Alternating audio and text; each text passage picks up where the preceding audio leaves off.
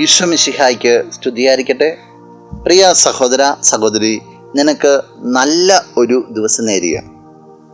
ഈശോയുടെ ധന്യനാമത്തിൽ ഈ ദിവസം അനുഗ്രഹിക്കപ്പെടട്ടെ എന്ന് പ്രാർത്ഥിക്കുന്നു.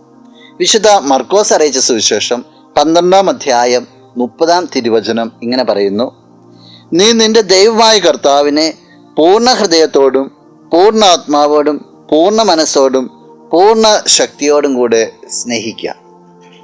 ഒരു നിയമജ്ഞൻ ഈശോയുടെ അടുത്ത് വന്നിട്ട് ചോദിക്കുകയാണ്, നിയമത്തിലെ സുപ്രധാനമായ കൽപ്പന ഏതാണ്? അതിന് ഈശോ കൊടുക്കുന്ന മറുപടിയാണ്, പൂർണ്ണതയുടെ തോതിൽ ഹൃദയ മനസ്സ് എല്ലാം പരിപൂർണമായിട്ട് ഏകോപിപ്പിച്ചുകൊണ്ട് അന്തരാളങ്ങളിൽ നിന്ന് നീ ഈശോയെ സ്നേഹിക്കുക. എന്ന് വെച്ച് കഴിഞ്ഞാൽ നിന്റെ ജീവിതത്തിൽ അല്പം പോലും ഈശോയിൽ നിന്ന് വ്യത്യസ്തമായിട്ടൊരു അംശം ഉണ്ടാകാനായിട്ട് പാടില്ല. അത്രമാത്രം നീ ഈശോയോട് ഒട്ടുചേരണം. ഈശോ പറഞ്ഞിട്ടില്ലേ, തായ്തണ്ടിൻ്റെയും ശാഖയുടെയും ശാഖകൾ തായ്തണ്ടിനോട് ചേർന്നിരിക്കുന്ന പോലെ ഈശോയോട് ചേർന്നിരിക്കണം എന്നുള്ള. അപ്പം ഈശോയോട് പരിപൂർണമായിട്ട് പൂർണ്ണ ഹൃദയം, പൂർണ്ണ മനസ്സ്, പൂർണ്ണ ആത്മാവ് പരിപൂർണമായിട്ട് ഒട്ടിച്ചേർന്ന് നിൽക്കുമ്പോൾ ആ സ്നേഹത്തിൻ്റെ ആഴത്തിൽ നിന്ന് ഫലങ്ങൾ പുറപ്പെടുവിക്കുവാനായിട്ട് നിനക്ക് സാധിക്കും. നിന്റെ ക്രിസ്തീയ വിളി എന്ന് പറയുന്നത് ഇങ്ങനെ ഒട്ടിച്ചേർന്ന് മുന്നോട്ട് പോകാനാണ്.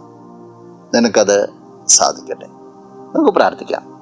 കണ്ണുകളടച്ച് കരങ്ങൾ കൂപ്പാം. നല്ലവനായ കർത്താവേ, നിന്നെ അങ്ങ് സ്തുതിക്കുന്നു, ആരാധിക്കുന്നു, മഹത്വപ്പെടുത്തുന്നു. നിന്റെ നിറസാന്നിധ്യത്തെ നന്ദിയോടുകൂടി ഓർക്കുക. ഈശോ ഈ വ്യക്തിയെ അനുഗ്രഹിക്കണമെന്ന് പ്രാർത്ഥിക്കുന്നു. പൂർണ്ണ ഹൃദയത്തോടും പൂർണ്ണ മനസ്സോടും പൂർണ്ണ ആത്മാവോടും കൂടെ നിന്നെ സ്നേഹിക്കുവാനുള്ള ഒരു പുതുപുത്തൻ അഭിഷേകം, അത്രത്തോളം നിന്നോട് ഒട്ടിച്ചേരുവാനുള്ള ഒരു അഭിഷേകം വ്യക്തിക്ക് നൽകണമേ. ഈ ദിവസത്തിന് വേണ്ട നന്മകൾ, കൃപകൾ, സംരക്ഷണം എല്ലാം നിന്റെ നാമത്തിൽ സംഭവിക്കട്ടെ, ഇപ്പോഴും എപ്പോഴും എന്നേക്കും. ആമേൻ.